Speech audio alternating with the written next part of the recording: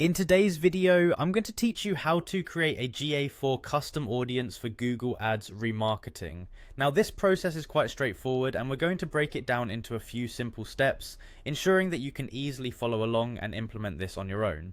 Let's start by heading over to Google Ads. It's important to have a clear path, so go ahead and type in Google Ads in your browser or simply click the direct link if you have it handy. Google Ads is a powerful platform to reach your audience, and today we'll make it even more effective by using custom audiences for remarketing. Once you're on the Google Ads homepage, the next thing you need to do is to sign in. Look for the sign in button, which can be found at the top right corner of the page. Click it and enter your credentials to access your account.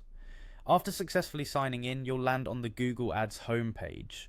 This is your central hub where you can manage all your advertising campaigns. Our next destination is to delve into the Tools section. Spot the Tools icon and click on it, which you'll find near the top right along the menu.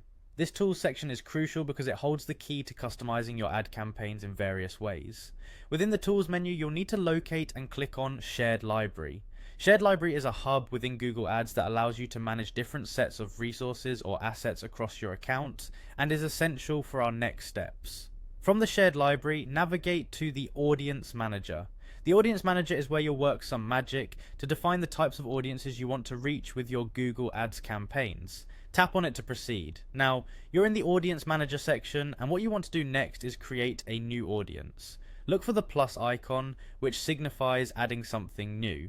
Clicking on this icon will initiate the creation of a custom audience. From the pop-up options, you need to select Google Analytics. Within this step, you'll be linking Google Ads with your Google Analytics account to tailor your audience.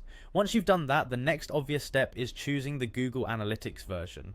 For this task, click on Google Analytics GA4.